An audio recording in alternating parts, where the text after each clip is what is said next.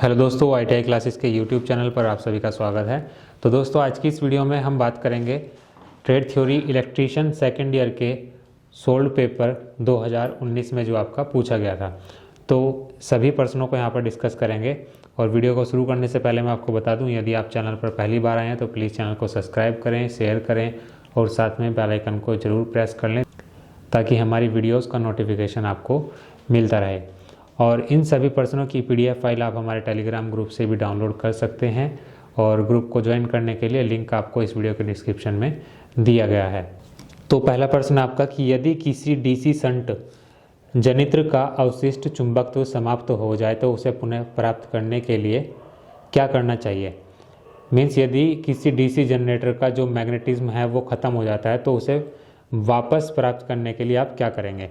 देखिए, आप सब जानते हैं कि जो आपका DC जनरेटर होता है उसमें आपकी फील्ड वाइंडिंग और आर्मेचर वाइंडिंग पैरेलल जुड़ी होती हैं, मींस पैरेलल कनेक्टेड होती हैं। और जो आपका आर्मेचर होता है वो क्या करता है, आपका लोड करंट और फील्ड करंट सप्लाई करता है। इसके बाद में जो आपका DC जनरेटर होता है इसमें आप परमानेंट मैग्नेट का इस्तेमाल नहीं करते, इसमें आपकी जो होती है मैग्नेट वो टेम्परेरी होती हैं। और अब इसमें पूछा है कि उसे पुनः प्राप्त करने के लिए आप क्या करेंगे। तो ऑप्शन इसमें एक बार देख लेते हैं। जनित्र को शून्य लोड पर कुछ समय तक चलाना चाहिए। दूसरा ऑप्शन है शंट फील्ड को कुछ मिनट के लिए बैटरी से संयोजित कर देना चाहिए। तीसरा ऑप्शन है जनित्र की घूर्णन दिशा परिवर्तित कर देनी चाहिए। और लास्ट है आपका शंट फील्ड को अर्थ कर देना चाहिए। तो इसमें हम क्या करते हैं, जब मैग्नेटिज्म उसका ख़त्म हो जाता है तो हम उसे कुछ समय के लिए बैटरी से जोड़ देते हैं। या फिर इसमें आप, यदि आपके पास में बैटरी नहीं होती तो इसमें आप क्या करते हैं, आर्मेचर से उसको कनेक्ट कर देते हैं ताकि उसका जो फील्ड करंट है उसको मिलता रहे। तो इसका जो राइट आंसर होगा ऑप्शन नंबर बी होगा। उसको आप किससे कनेक्ट करेंगे, उसको आप बैटरी से कनेक्ट कर देंगे। इसके बाद में सेकंड क्वेश्चन है आपका कि DC मोटर में बैक EMF खालिस्तान के अनुक्रमानुपाती होता है। DC मोटर की बात की गई है तो बैक EMF जो होता है आपका, वो फॉर्मूला उसका क्या होता है, फॉर्मूला उसका होता है कि EB is equals to N into P into phi into Z upon 60A। अब देखिए, जितनी भी टर्म्स यहाँ पर आपको दी गई हैं वो आपकी क्या क्या होती हैं। EB आपका हो जाएगा बैक EMF, N हो जाएगा आपका स्पीड, P आपके नंबर ऑफ पोल्स हो जाएंगे, फ्लक्स क्या होगा फाई हो जाएगा, और जो जेड है आपका ये हो जाएगा टोटल नंबर ऑफ कंडक्टर्स, और A क्या हो जाएगा नंबर ऑफ पैरेलल पाथ्स। तो अब देखते हैं, यदि यहाँ से हम देखें तो जो आपका बैक EMF होगा वो आपकी जो स्पीड होती है उसके डायरेक्टली प्रोपोर्शनल होता है, उसके अनुक्रमानुपाती होता है। तो बी ऑप्शन क्या होगा, इसका करेक्ट आंसर होगा गति। थर्ड क्वेश्चन है आपका कि निम्न में से क्या एक अर्धचालक है। ऑप्शन इसमें दिए गए हैं तांबा, सिलिकॉन, चांदी, एल्यूमिनियम। तो इसका जो राइट आंसर होगा ऑप्शन नंबर बी होगा सिलिकॉन। प्रश्न नंबर 4 है आपका कि एक हाफ वेव रेक्टिफायर में प्रयुक्त डायोड का एनोड किस बायस में धनात्मक होता है। ऑप्शन इसमें दिए गए हैं forward bias, reverse bias, A और B दोनों, या फिर इनमें से कोई नहीं। तो इसका जो राइट आंसर होगा ऑप्शन नंबर A होगा फॉरवर्ड बायस। इसके बाद में नेक्स्ट आपके कि जब ट्रांजिस्टर का तापमान बढ़ता है तब बेस एमिटर रेजिस्टेंस बढ़ता है, घटता है, इसमें कोई परिवर्तन नहीं होता, या फिर शून्य हो जाता है। तो इसका जो राइट आंसर होगा ऑप्शन नंबर बी होगा घट जाता है। और वो लगभग कितने घट जाता है आपका 2.5 मीटर वोल्टेज पर डिग्री सेल्सियस तक घट जाता है। प्रश्न नंबर 6 है आपका कि निम्न में से किस युक्ति की संरचना में 4 परतें नहीं होती हैं। तो 4 परतें मीन्स 4 लेयर्स नहीं होती।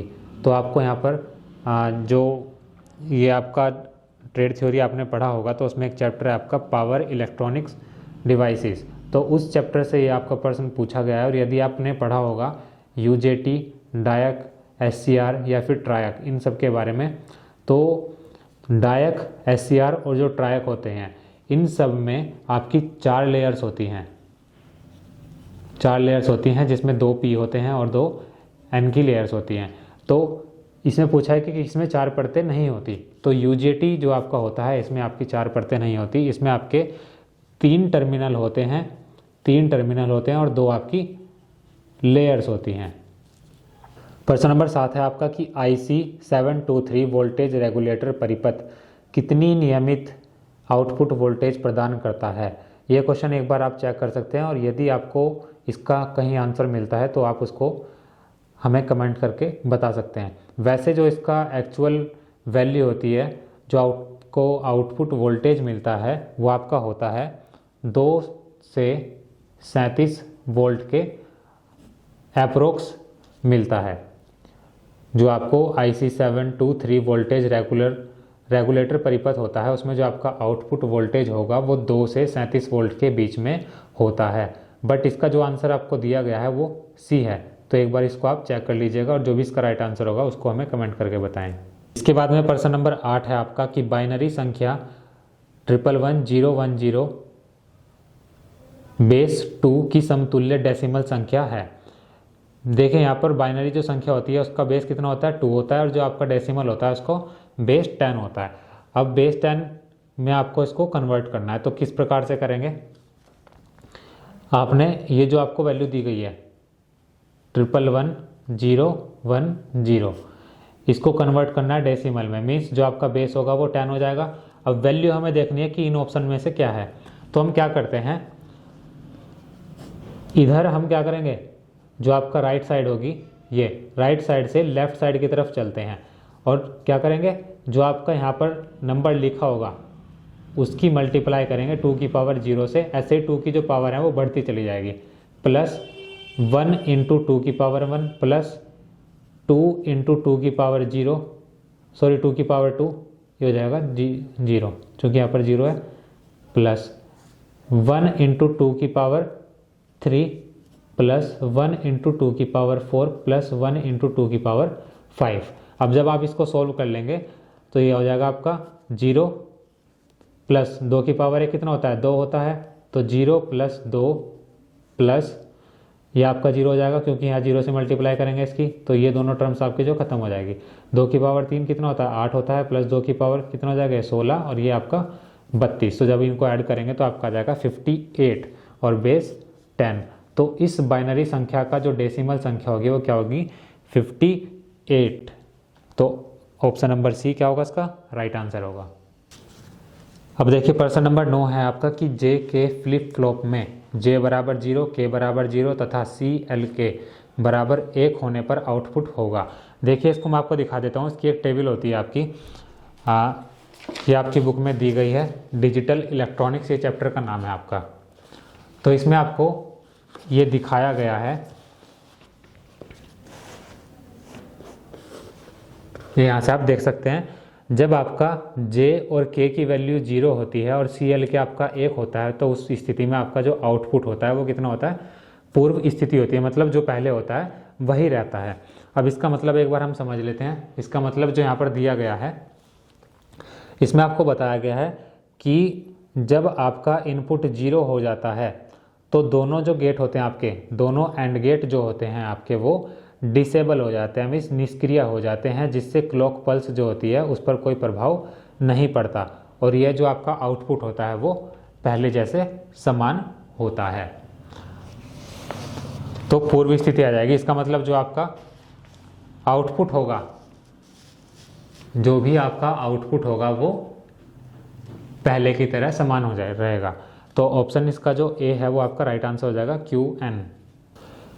इसके बाद में प्रश्न नंबर 10 है आपका कि निम्न में से कौन सा परिपथ टाइमिंग के लिए प्रयोग किया जाता है। तो इसमें आपके ऑप्शन दिए गए हैं मोनोस्टेबल, मल्टी वाइब्रेटर, दूसरा ऑप्शन है एस्टेबल मल्टी वाइब्रेटर, तीसरा इसमें आपका बाई स्टेबल मल्टी वाइब्रेटर और चौथा ऑप्शन है आपका उपरोक्त में से कोई नहीं। तो इसका जो राइट आंसर होगा ऑप्शन नंबर ए होगा मोनोस्टेबल मल्टी वाइब्रेटर। इसके बाद में प्रश्न नंबर 11 है आपका कि निम्न में से किस गेट में 2 या 2 से अधिक स्विच समांतर क्रम में संयोजित रहते हैं। तो जो आपका OR गेट होता है उसमें आपके 2 या 2 से अधिक स्विच जो होते हैं वो पैरेलल जुड़े होते हैं। अब इसमें देखिए क्या होता है कि जब आपका एक या फिर दोनों इनपुट टर्मिनल्स पर आपका कोई भी संकेत, कोई भी सिग्नल मतलब आप दे देते हैं तो उसका जो आउटपुट होता है वो भी आपका सिग्नल वही मिलता है। मीन्स यदि आपने कोई हाई सिग्नल दिया है, जैसे कि मान लेता हूँ कि मैंने सिग्नल दिया है 1, तो मेरे पास में जो आउटपुट सिग्नल होगा वो भी कितना होगा, 1 ही मिलेगा। और यदि किसी भी गेट पर आप इनपुट नहीं देते तो उसका जो आउटपुट होता है वो फिर आपको 0 प्राप्त होता है। तो इसका जो राइट आंसर होगा ऑप्शन नंबर सी होगा, और गेट। प्रश्न नंबर 12 है आपका कि डीसी जनरेटर में कौन सी क्षति लोड के साथ परिवर्तित होती रहती है। तो डीसी जनरेटर में जो आपका लॉस होता है वो लोड के साथ में कन्वर्ट होता रहता है। तो वो कौन सा लॉस होता है आपका, कॉपर लॉस होता है। तो ऑप्शन नंबर ए क्या होगा, इसका राइट आंसर होगा ताम्र क्षति। इसके बाद में प्रश्न नंबर 13 है आपका कि डीसी सीरीज मोटर को बिना लोड लगाए स्टार्ट करने का क्या प्रभाव होगा। तो इसमें आपका क्या होगा, जब बिना लोड के आप डीसी सीरीज मोटर को स्टार्ट करते हैं तो उसकी जो घूर्णन गति होती है वो एकदम से बढ़ जाती है। तो ऑप्शन नंबर बी इसमें राइट आंसर हो जाएगा आपका। बाकी ऑप्शन भी आप देख सकते हैं। इसके बाद में प्रश्न नंबर 14 है आपका कि एसी को डीसी में परिवर्तित करने वाली युक्ति खालिस्तान कहलाती है। अब देखिए, एसी को डीसी में परिवर्तित करने के लिए आप एक और डिवाइस इस्तेमाल करते हैं जिसको आप रेक्टिफायर के नाम से जानते हैं। चूंकि यहाँ पर रेक्टिफायर ऑप्शन में नहीं है तो इसका जो राइट आंसर होगा वो हो जाएगा आपका कन्वर्टर। कन्वर्टर का काम भी ये होता है कि वो एसी को डीसी में परिवर्तित करता है। बट इसमें क्या होता है, डिफरेंस इसमें ये होता है कि जो कन्वर्टर होगा वो फिक्स्ड एसी वोल्टेज को वेरिएबल एसी वोल्टेज में कन्वर्ट करता है। मींस जो आपकी वोल्टेज फिक्स होगी, जैसे 240 है तो 240 ही रहेगी, वो वेरी नहीं करेगी, 220 210 इस तरह से नहीं होगी। तो कन्वर्टर में फिक्स्ड एसी वोल्टेज को वेरिएबल एसी वोल्टेज में कनेक्ट किया जाता है। किसके द्वारा, कन्वर्टर के द्वारा। तो option number B is the right answer. प्रश्न नंबर 15 है आपका कि कैपेसिटर स्टार्ट मोटर का शक्ति गुणक लगभग होता है। मींस जो आपका पावर फैक्टर होता है कैपेसिटर स्टार्ट मोटर का वो कितना होता है अप्रोक्सीमेटली। ऑप्शन इसमें आपको दिए गए हैं। इकाई 0.8, पश्चगामी का मतलब होता है आपका लैगिंग, और अग्रगामी का मतलब होता है आपका लीडिंग। और डी ऑप्शन इसमें आपको दिया गया है 0.5 से 0.6 लैगिंग मींस पश्चगामी। तो इसका जो राइट आंसर होगा ऑप्शन नंबर डी होगा, 0.5 से 0.6 लैगिंग मींस पश्चगामी, और अग्रगामी आपका होता है लीडिंग। इसके बाद में प्रश्न नंबर 16 है आपका। इसका जो आंसर है उसमें भी डाउट है, एक बार आप इसको भी चेक कर लेंगे और यदि आपको पता होगा तो आप कमेंट बॉक्स में हमें बता सकते हैं। वैसे जो इसका राइट आंसर होगा वो अभी मैं आपको बता देता हूँ। एक बार पहले क्वेश्चन पढ़ लेते हैं कि स्लिप रिंग मोटर के शक्ति गुणक मीन्स जो आपका पावर फैक्टर होता है स्लिप रिंग मोटर का वो कितना होता है। अब इसमें आपके ऑप्शन दिए गए हैं 0.7 से 0.8, 0.8 से 0.9, 0.9 से 1 और 0.4 से 0.6। इसमें जो आपका आंसर दिया गया है वो ऑप्शन नंबर सी दिया गया है। बट यदि आपको इसका सही आंसर पता होगा तो आप कमेंट करके ज़रूर बताएं। तो फिलहाल इसको हम रख देते हैं डाउट में। इसके बाद में प्रश्न नंबर 17 है आपका कि यदि एक 3 फेज 400 वोल्ट 8 पोल 50 हर्ट्ज स्क्वायरल केज मोटर की पूर्ण लोड पर घूर्णन गति या फिर घूर्णीय गति 720 आरपीएम हो तो इसकी तुल्यकालिक गति क्या होगी। मीन्स इसकी जो सिंक्रोनाइज स्पीड होगी वो क्या होगी। तो आपने एक फॉर्मूला पढ़ा होगा कि NS = 120F/P। ये आपके पास में एक फॉर्मूला होता है तुल्यकालिक गति फाइंड आउट करने का। मीन्स आपकी जो सिंक्रोनाइज स्पीड होगी उसको फाइंड आउट करने का क्या फॉर्मूला होता है, 120F/P। F क्या होती है आपकी फ्रीक्वेंसी होती है, P आपके क्या होती है नंबर ऑफ पोल्स हो जाते हैं। तो अब देखिए इसमें वैल्यू रख लेते हैं हम। तो 120 ये हो जाएगा आपका 120 गुणा F का मान कितना है आपका 50 बटे P का मान कितना है आपका 8। जब इसको आप काट पीट इसमें कर लेंगे तो ऑप्शन नंबर सी क्या हो जाएगा, इसका राइट आंसर हो जाएगा 750 आरपीएम। तो ऑप्शन नंबर सी इसका सही आंसर होगा। इसके बाद में प्रश्न नंबर 18 है आपका कि यदि किसी आर्मेचर में 96 चालक 24 स्लॉट्स तथा 8 पोल्स हैं तो पोल पिच की संख्या क्या होगी। अब देखिए इसका फॉर्मूला क्या होता है आपके पास में। पोल पिच जो होती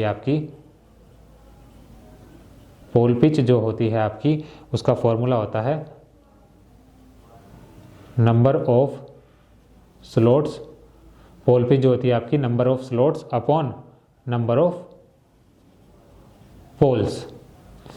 पोल पिच का जो फॉर्मूला होता है number of slots upon number of poles. Number of slots आपको कितने गए हैं 24 दिए गए हैं। नंबर ऑफ पोल्स कितने आपके पास में 8 हैं, तो 8 से जब आप भाग करेंगे 24 को आपका पास आ जाएगा 3। तो ऑप्शन नंबर डी क्या होगा, इसका राइट आंसर होगा पोल पिचों की संख्या 3 होगी।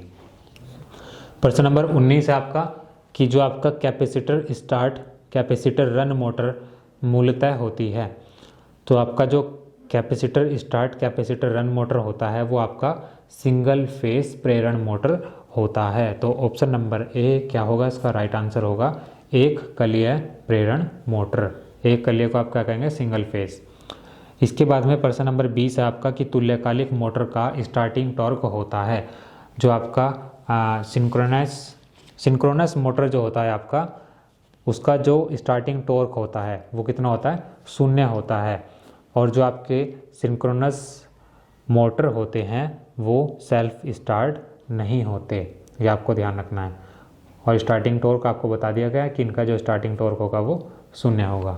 प्रश्न नंबर 21 आपका कि अल्टरनेटर यांत्रिक ऊर्जा को खालिस्तान प्रकार की वैद्युतिक ऊर्जा में परिवर्तित करता है। मीन्स जो आपका अल्टरनेटर होता है वो मैकेनिकल एनर्जी को किस प्रकार की इलेक्ट्रिकल एनर्जी में परिवर्तित करता है। तो अल्टरनेटर आपका जो होता है वो मैकेनिकल एनर्जी को एसी टाइप इलेक्ट्रिकल एनर्जी में कन्वर्ट करता है। तो ऑप्शन नंबर बी क्या होगा, इसका राइट आंसर होगा प्रत्यावर्ती धारा मीन्स एसी।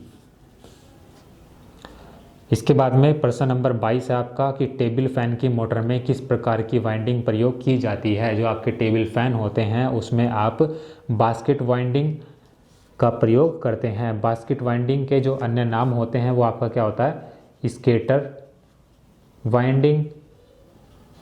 स्केटर वाइंडिंग के अलावा इसको हम बोलते हैं हनीकॉम्ब वाइंडिंग, और तीसरा नाम ये है ही इसका बास्केट वाइंडिंग। तो टेबल फैन की जो मोटर होती है उसमें जो वाइंडिंग होती है वो कौन सी होती है, बास्केट होती है। यदि आपको ये नाम नहीं दिया जाता ऑप्शन में तो इसके अलावा आपको स्केटर वाइंडिंग मिलेगा या फिर आपको हनीकॉम्ब वाइंडिंग के नाम से मिल जाएगा। प्रश्न नंबर 23 है आपका कि वह प्रभाव जिसके द्वारा सौर ऊर्जा प्राप्त नहीं की जा सकती है। अब देखिए किसके द्वारा, ऐसा कौन सा इफेक्ट है जिसके द्वारा आप सौर ऊर्जा को प्राप्त नहीं कर सकते, मीन्स सोलर एनर्जी को आप प्राप्त नहीं कर सकते। ऑप्शन इसमें आपको दिए गए हैं। पहला ऑप्शन है तापीय प्रभाव, दूसरा ऑप्शन है प्रकाशीय रसायन प्रभाव, तीसरा ऑप्शन है ऑक्सीकरण प्रभाव और चौथा है आपका प्रकाश वोल्टीय प्रभाव। अब देखिए नाम से ही क्लियर होगा कि सौर ऊर्जा मीन्स जो आपको सूर्य से मिलने वाली ऊर्जा होती है वो किसके द्वारा नहीं प्राप्त की जाती।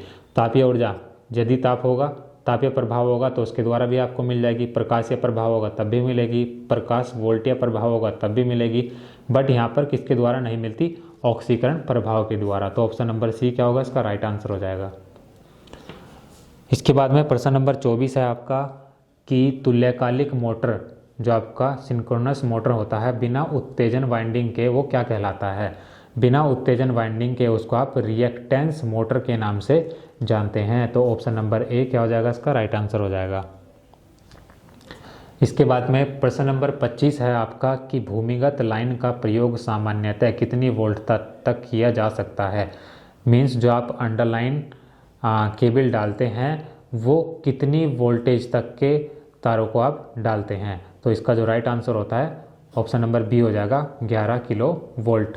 11 किलो वोल्ट वाली जो आपकी वायरिंग होती है उसको आप अंडरलाइन कर देते हैं। तो दोस्तों आज की वीडियो में सिर्फ इतना ही रखेंगे और जो आपके बाकी के 25 प्रश्न होंगे उनको हम नेक्स्ट पार्ट में कवर करेंगे, क्योंकि ये जो वीडियो है काफ़ी लेंथी हो जाएगी। तो आज की वीडियो में सिर्फ इतना ही।